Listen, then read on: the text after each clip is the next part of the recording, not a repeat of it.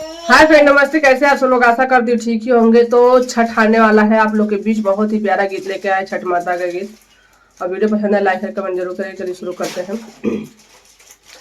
छठी मैया सुतेली पलंग पर, लाटा देली छितिया, लाटा देली छितिरा, से हो लाटा बिटोरे वैभव सिंह।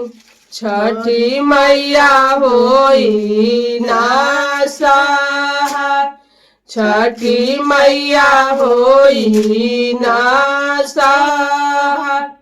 छठी मैया सुतेली पलंग पर, लाटा देली छितिरा, लाटा देली छितिरा, से हो लाटा बिटोरे विवेक सिंह।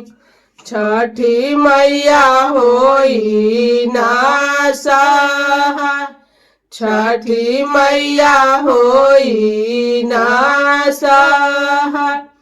छठी मैया सुतेली पलंग पर, लाटा देली छितिरा, लाटा देली छितिरा, से हो लाटा बिटोरे हर मन बाबू।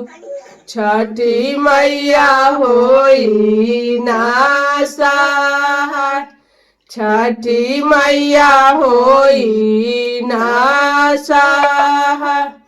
छठी मैया सुतेली पलंग पर, लाटा देली छितिरा, लाटा देली छितिरा, से हो लाटा बिटोरे तन मन बाबू।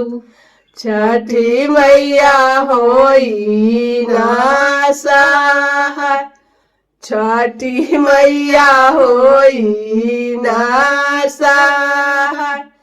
छठी मैया सुतेली पलंग पर, लाटा देली छितिरा, लाटा देली छितिरा, से हो लाटा बिटोरे बाबू के बाबा। छठी मैया होई ना सहाय, छठी मैया होई ना सहाय, से हो लाटा बिटोरे तन मन के बाबा।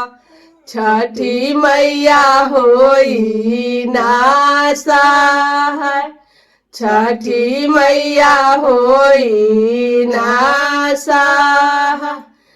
अगर ये वीडियो आप लोगों को पसंद आएगा तो ज़्यादा से ज़्यादा शेयर करिएगा, लाइक करिएगा, कमेंट करिएगा। कमेंट में जय माता दी जरूर लिखिएगा। जय छठी मैया, जय छठी मैया की जय हो।